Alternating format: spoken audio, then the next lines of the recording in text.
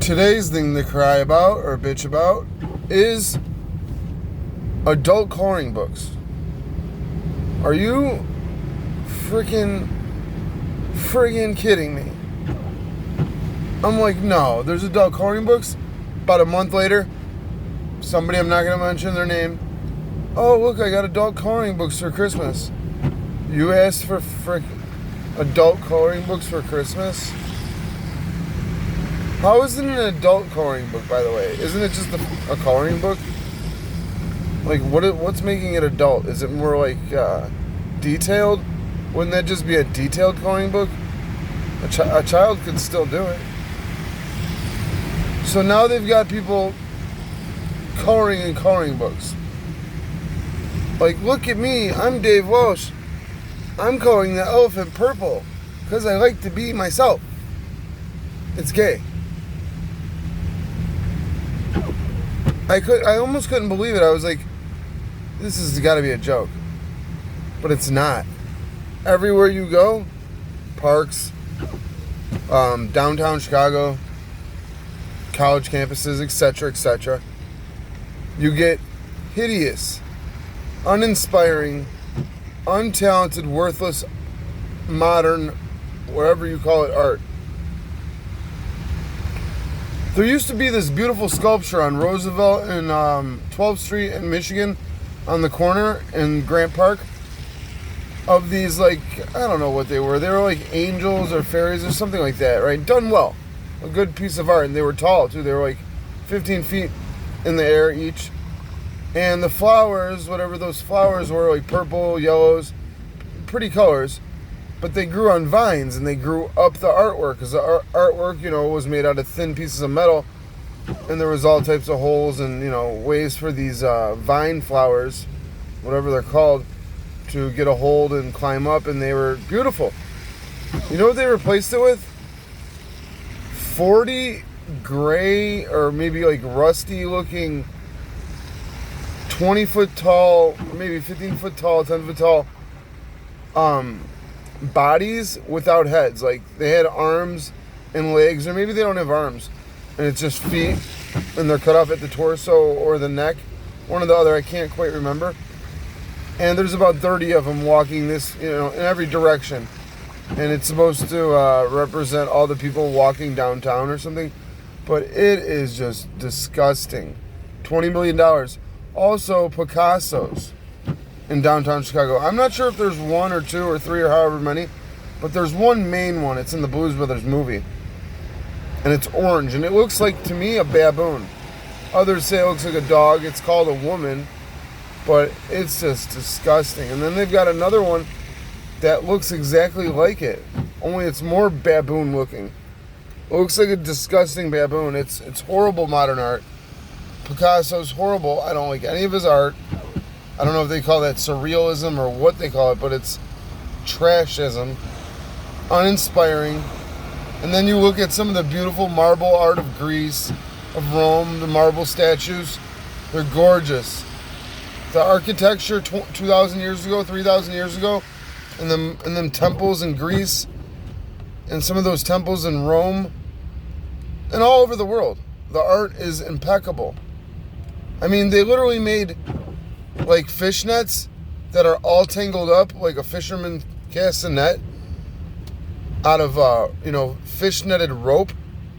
They literally carved that with marble, and it's almost impossible looking to carve because of the intricacies of a tangled up fishnet. They had to get in there and around there, and each individual rope in the fishnet is just precise and perfect. And, it's like society. Does art resemble society or mirror it? Because our society is ugly. Our society is talentless in some aspects, and it's repressed, just like the art is, where the ugliest are allowed to be, presented center stage, like Picasso. That's the ugliest art, and it's elevated to a higher status than beautiful, beautiful works of art that are, that are just subverted, or the word I'm looking for is held down, basically. Just held down, buried, kept out of the public eye, and they make these ugly, ugly pieces of art. And if it was a buildings or something that they made this ugly, which they are starting to make buildings kind of bland and ugly, like the 70s, I don't know if it's Art Deco buildings, or where they would just build a giant black box, featureless, steel and glass and black. They just look like black shelving units in the sky. And they are starting to make buildings. Some people say prettier, but they're all just blue glass. But if they made these buildings as ugly as they made these, they would if they could, but the people would revolt. They'd be like, what are you making? Even when you look at Soldier Field, everybody's like, it's hideous. Some people like it. I don't.